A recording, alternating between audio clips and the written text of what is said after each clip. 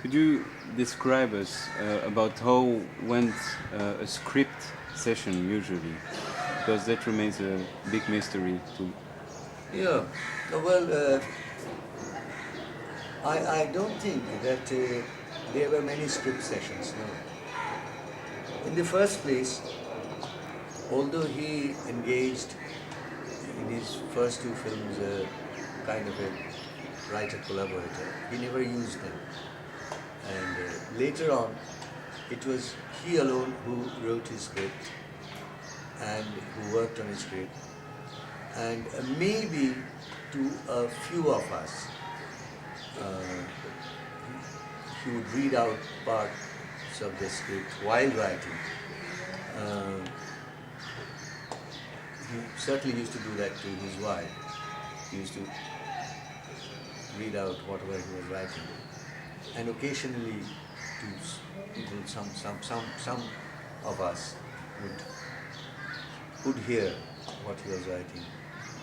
But then there was no one, no collaborator, no one else. It was he who wrote his script. And then when the script was ready, he would call his would-be actors and actresses and the chief technicians and just read out the script once only. And then the chief actors, although this thing started only from Upushamsha, that he started giving a copy of his script to his principal actor. Prior to that, he never used to do that even. So he gave a copy of his script to some of us, the principal actors or the principal technicians. And then, if I have a question, I would go to him and ask him what to do and what not to do. But normally he wouldn't, any father had a conference on script or anything. No, that kind of thing never happened with Mr. Ray.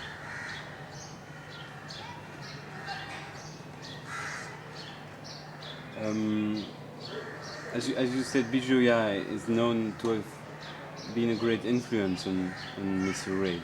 Did you notice this in some particular way? Mrs. Ray? Yes. Well, that has been evident in many ways. For instance, whatever Mr. Ray wrote, it was always Mrs. Ray who read it first, or listened to it first. Mr. Ray would read it out to her.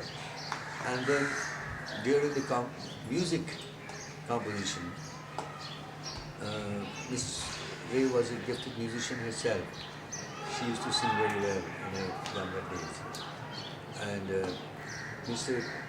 Ray always used to, Mrs. Ray always used to listen to what Mr. Ray was composing. And there are such instances like towards the later part. This is something very uncommon for Mr. Ray. Late at night, he composed a piece of music and played it out to Mrs. Ram. Went to sleep, woke up in the morning and said that, well, I have completely forgotten what I composed. And he didn't have time to write it down.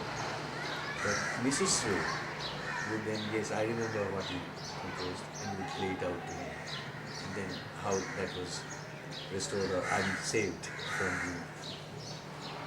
getting lost. So Mrs. Ray had a kind of understanding with Ray and influenced him, I don't know in what way. Mrs. Ray herself also says that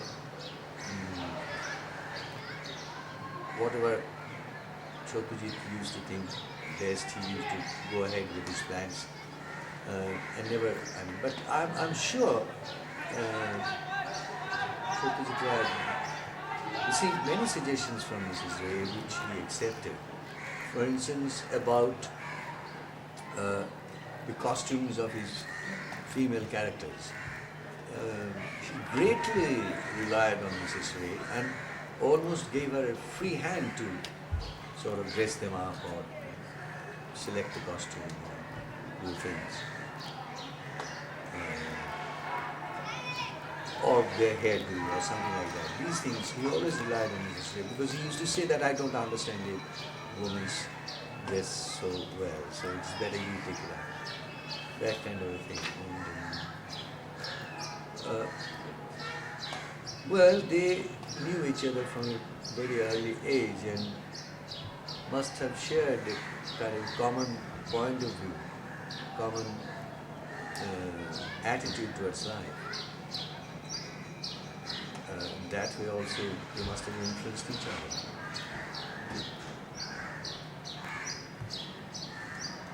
Some of Ray's most accomplished amateurs were children. Could you tell us about Ray's special relationship he had with children? Well, as far as I have seen them with children, particularly while working with the children in his films, what struck me most was he never used to treat them as children. He treated them as equals, or he would treat them in the same way he would talk to them, in the same way he would talk to an adult. And but he must have sort of kept in mind that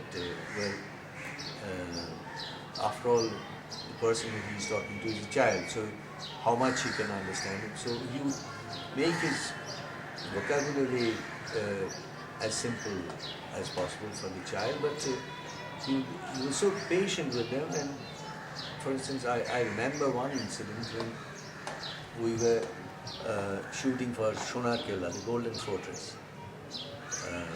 We were shooting at a place about 40 miles away from the place where we were camping. So after about 12 hours of outdoor shooting, we were coming back late at night to our camp. Mr. Ray was sitting by the side of this child actor, and myself and Mrs. Ray was sitting in the back of the car. And this child, Kushal, was at that moment of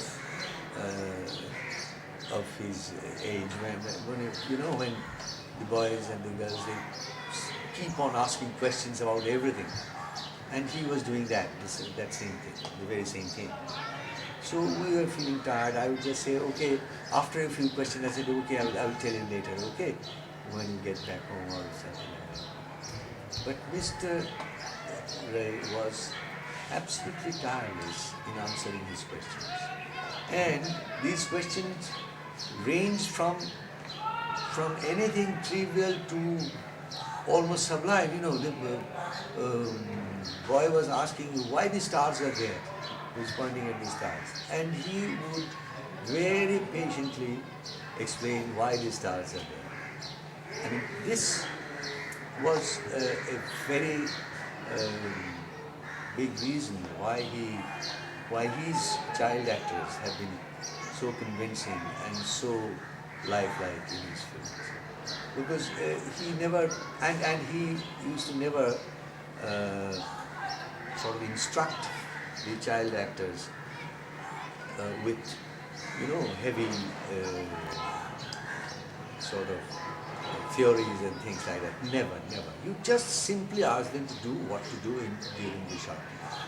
Look, here you come walking, you look at the left side and then wave at him and go out. That's specific instruction what to do. And the child will do that. I think, and as it is, I find no reason why a child should be treated as a child. I also, because, I was a child myself once. I am an adult now. He is a child today. He will become an adult tomorrow.